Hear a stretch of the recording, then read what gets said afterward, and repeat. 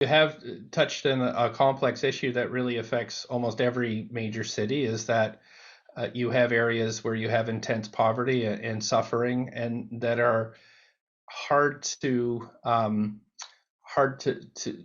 balance with the beauty that is Vancouver.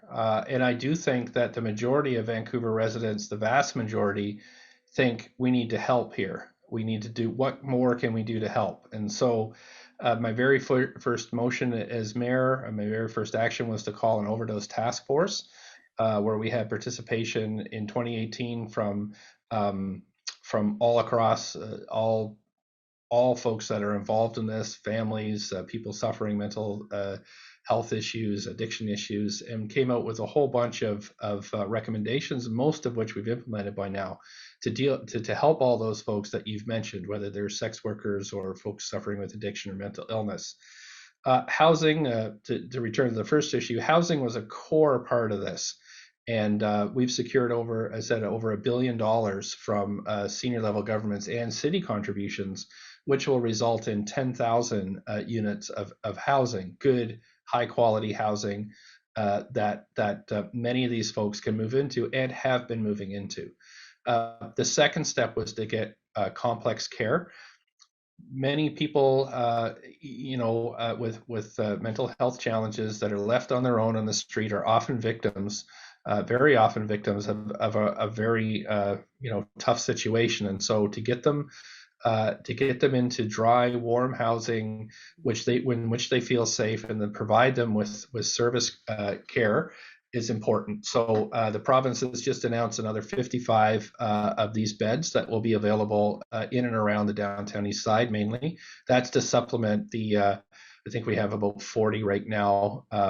So really, the health officials tell me we need about 200 of these facilities, rooms that have 24-hour support, food, wash, everything you would need to have a normal life. And so we're working toward that.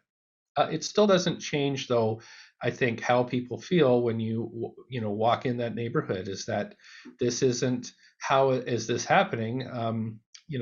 Essentially, we've inherited really an underinvestment in that area. And so I have been working with local housing providers to invest a lot more. For example, we have a great project that's finally been approved and funded on 58 West Hastings with the Carol Lee of the Chinatown Foundation, which will incorporate health facilities, housing, all in one place, all for folks in that neighborhood.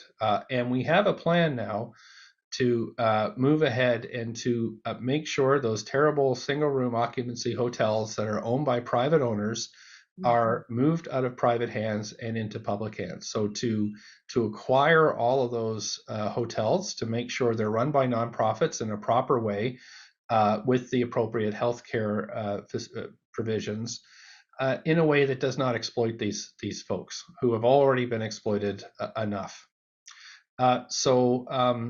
So we started that with ordering the expropriation of 2 hotels, the Regent and Balmoral Hotel.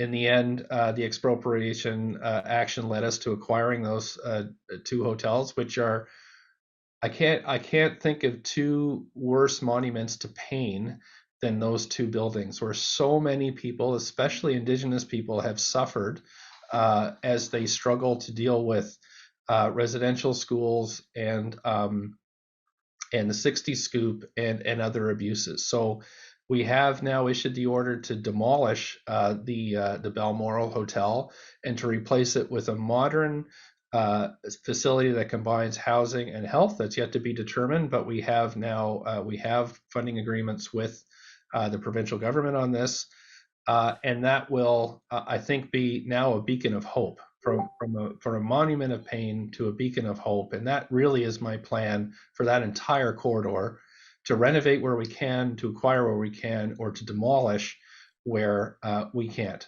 And we can only do that in partnership, though. There's no way the city can do this on their own. And I'm so grateful to Minister Ahmed Sen, the federal housing minister, and Minister David Eby, who are tremendous partners as we move forward in this area. It is a slow process, though, and so that's why. But it's the only way forward. many, I enter in many debates with people who say we have to have more police, we have to have more police, and my response to them is we can't arrest our way out of this. Mm-hmm. Even if we have somebody that's having perhaps a break, having a mental health trauma, and is acting irregular, acting out, arresting this person does nothing. It's only by providing care in facilities in which they feel comfortable, is that we're going to move forward. It has to be person-centered, and where police, of course, are necessary in a lot of other situations where we have violence from organized crime, or those folks that are not suffering any problems, are just violent, and of course that's why we fully funded police, to make sure that they do their job, but we have to invest more in the other side of the equation, which is the care side.